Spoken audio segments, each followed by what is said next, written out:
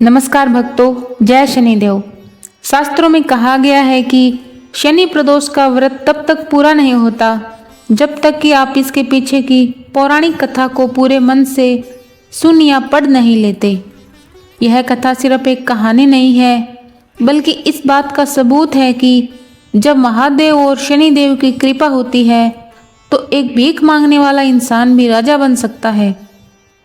इस पावन कथा को बहुत ध्यान से सुनिए, क्योंकि इसे सुनने मात्र से ही जीवन के आधे दुख दूर हो जाते हैं। कथा के अनुसार प्राचीन काल की बात है। एक नगर में एक गरीब ब्राह्मणी रहती थी। उसके पति का देहांत हो चुका था और वह सुबह उठकर अपने छोटे बेटे के साथ भिक्षा मांगने निकलती थी और जैसे तैसे अपना पेट पालती थी। एक दिन जब वह भिक्षा मांगकर घर लौट रही थी तो उसे नदी के किनारे एक बहुत ही सुंदर बालक दिखाई दिया जो उदास बैठा था। वह बालक कोई साधारण बच्चा नहीं था, बल्कि विदर्भ देश का राजकुमार था, जिसके पिता को शत्रुओं ने युद्ध में मार दिया था और उसका राज्य छीन लिया था। ब्राह्मणी को उस पर दया आ गई और वह उसे अपने घर ले आई और अपने बेटे की तरह पालने लगी। कुछ दिनों के बाद ब्राह्मणी को ऋषि शांडिल्य के आश्रम जाने का मौका मिला।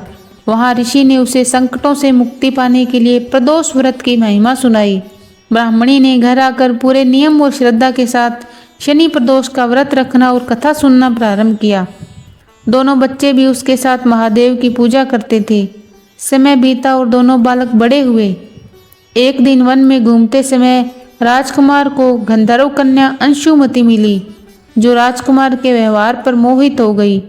जब अंशुमति के पिता को पता चला यह विदर्भ का राजकुमार है, तो उन्होंने शिवजी की प्रेरणा से अपने पुत्री का विवाह उस राजकुमार से कर दिया।